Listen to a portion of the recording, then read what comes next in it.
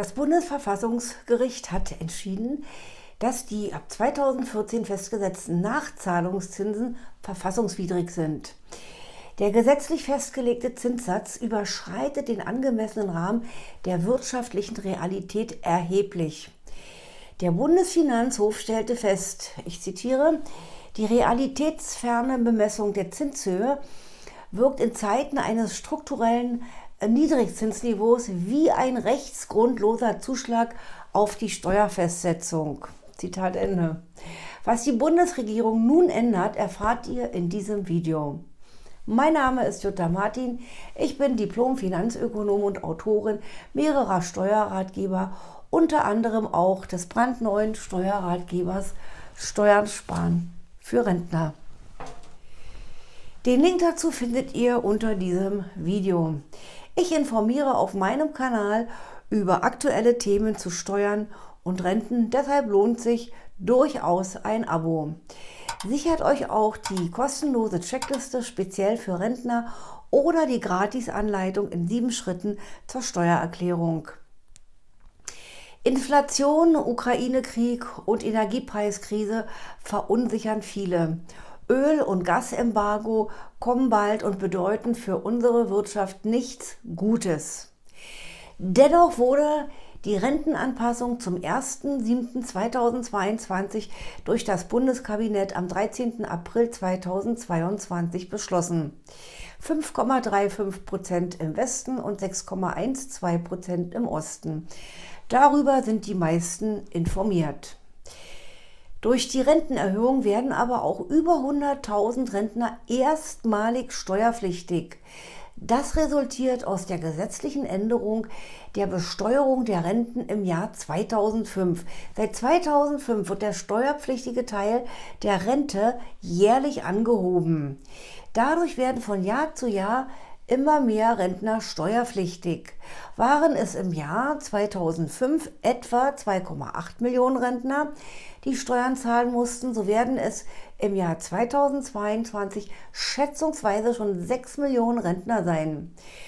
Durch die Rentenerhöhung kommen eben nun weitere 100.000, also rund 100.000 Rentner dazu, die auf ihre Rente Steuern zahlen müssen.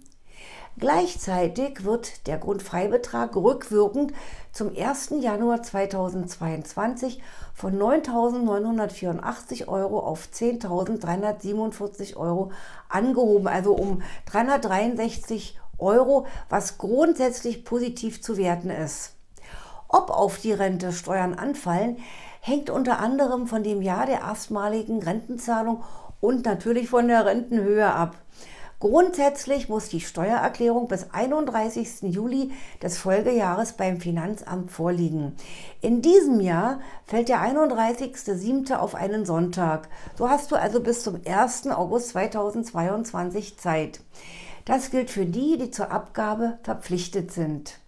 Seit Corona gibt es aber Fristverlängerungen. So sieht das 4. Corona-Steuerhilfegesetz eine Verlängerung vor. Danach soll die Abgabefrist auf den 30.09.2022 für die Steuererklärung 2021 enden. Versäumst du diese Frist, musst du mit einem Verspätungszuschlag, Zwangsgeld, einer Steuerschätzung oder Zinsen rechnen. Wer also seine Steuererklärung zu spät abgibt, wird mit einem Verspätungszuschlag bestraft. Er gilt nicht nur als Strafe, sondern auch als Druckmittel für eine pünktliche Abgabe in den Folgejahren. Eine weitere Strafe ist der Säumniszuschlag. Der wird fällig, wenn eine festgesetzte Steuer nicht bis zur Fälligkeit bezahlt ist. Das gilt sowohl für die Steuernachzahlung als auch für Steuervorauszahlungen. Dann können auch noch Zinsen auf die Nachzahlung fällig werden. Der bisher festgesetzte Zins von 0,5% pro Monat bzw. 6% pro Jahr ist verfassungswidrig. Das hat das Bundesverfassungsgericht entschieden und gilt rückwirkend ab 01.01.2014.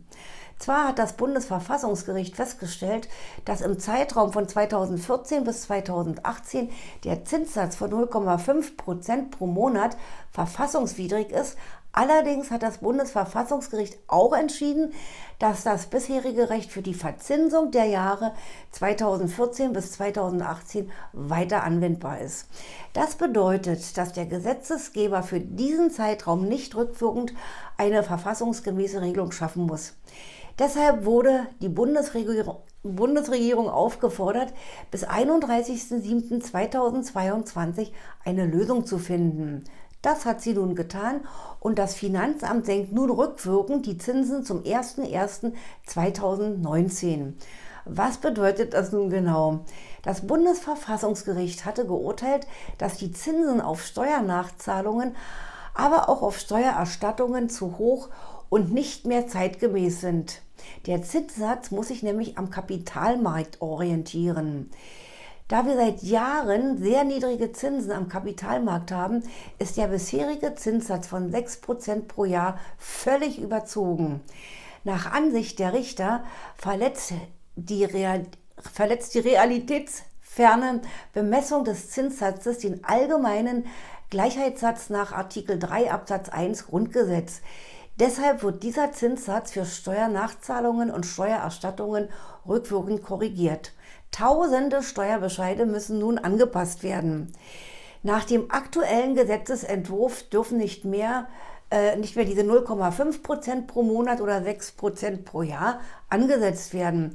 Stattdessen sind es jetzt nur noch 0,15% pro Monat oder 1,8% pro Jahr, die angesetzt werden. Also ich persönlich finde das aber auch noch heftig.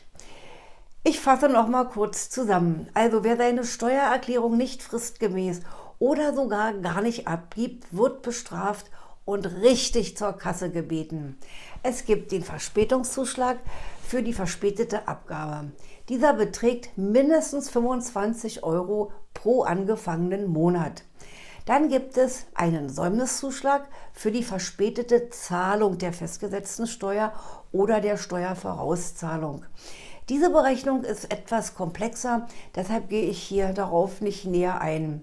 Muss man sich nicht mit beschäftigen.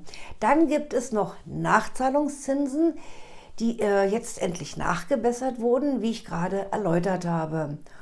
Und wer völlig untätig ist, kann mit einer Steuerschätzung durch das Finanzamt rechnen. Und Steuerschätzungen sind immer zum Nachteil.